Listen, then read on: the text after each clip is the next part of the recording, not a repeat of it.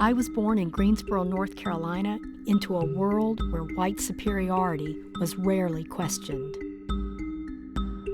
And I remember going to the soda fountain, and Anise would be standing behind me. I'd go, "Why aren't you sitting with me?" And she said, "It's okay, honey, I'll just stay back here."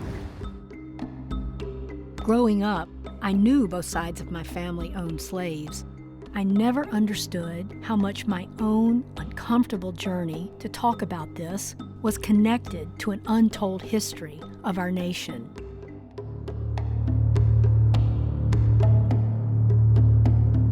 You can't understand United States history without understanding the role that slavery played.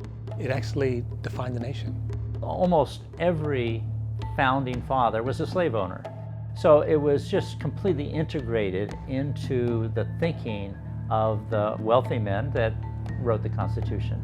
As I understand the history, they said, wait a minute, we can't have these principles of liberty applying to slaves. The Southern colonies were not willing to be part of a union unless the institution of slavery was protected. And the price of protecting that institution was disproportionate power to the South. And it carries through today.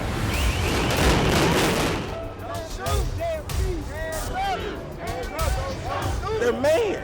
I'm mad. We should all be mad because of what's going on right now. We're still suffering the after effects of those two powerful regimes that comprise the bulk of U.S. history, slavery and Jim Crow. It's kind of like an infection, I think. You know, it may go away, but it always bubbles back up to the top. You see a presidency almost brought to ruin.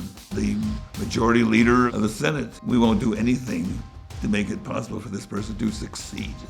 To succeed. Tell me why every time I step outside, I see my niggas die. This culture has been created that is still punishing and penalizing Africans with no attempt to connect the dots between slavery, Jim Crow, and the present. It's criminal because, you know, people are suffering and people are dying. We had it exactly backwards, right, in terms of the Negro problem. We have a white problem in the United States, and it's reflected in our politics, the way we do our economy, and the way we think about ourselves.